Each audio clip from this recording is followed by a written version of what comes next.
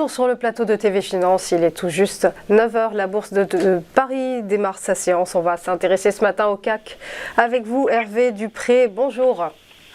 Bonjour Roselyne. Vous êtes trader pour compte propre et gestion indépendante. La cote parisienne a donc conclu en léger recul hier, en l'absence de réels catalyseurs. Effectivement, les catalyseurs n'étaient pas hier, sont plutôt attendus pour aujourd'hui. Le CAC 40 marque légèrement le pas en attente des PMI de la France qui arriveront dans 50 minutes. Et cet après-midi, PMI US, nos manufacturiers DSM, le rapport Jols. Demain, nous aurons aussi les créations d'ADP et n'oublions pas vendredi le NFP. Donc, comme vous le disiez, le marché marque un petit peu le pas en ce début de mois de décembre. On n'oublie pas qu'on a dépassé le statut de rebond technique par rapport à la baisse que nous avons enclenché septembre-octobre. Donc le marché s'est totalement repris pour revenir sur un point somme toute relativement médian. Alors d'un point de vue technique, on a une ouverture en gap baissier ce matin. Les futurs ont marqué une légère baisse. Donc, par rapport à la bougie d'hier, qui est plutôt un doji de temporisation, ça nous donne, dans un premier temps, pré-PMI relativement peu d'amplitude à avoir, avec donc le gap à 7332 et aussi le gap baissier d'hier et le gap haussier à 7310. Donc ça, c'est le petit range de l'ouverture, on va dire. Et si on laisse passer les PMI, on va se retrouver avec une possibilité de range de strike un petit peu plus grande. Dans un premier temps, 7378, 7296.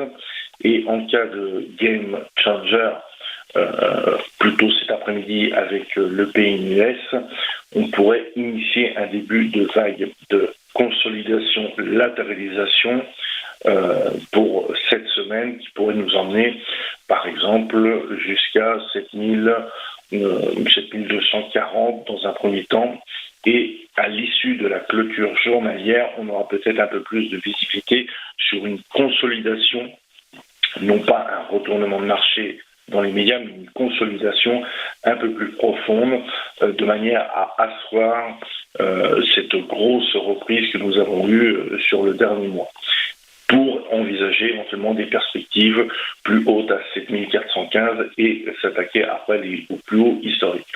Quoi qu'il en soit, dans la zone de prix où nous sommes actuellement, il faut rester extrêmement flexible. Pourquoi ? Particulièrement parce que sur le gold, ce début de semaine, à l'ouverture des marchés à minuit, il y a eu un énorme spike qui laisse présager quelque chose d'identique, je dirais, sur le marché des indices, le marché action.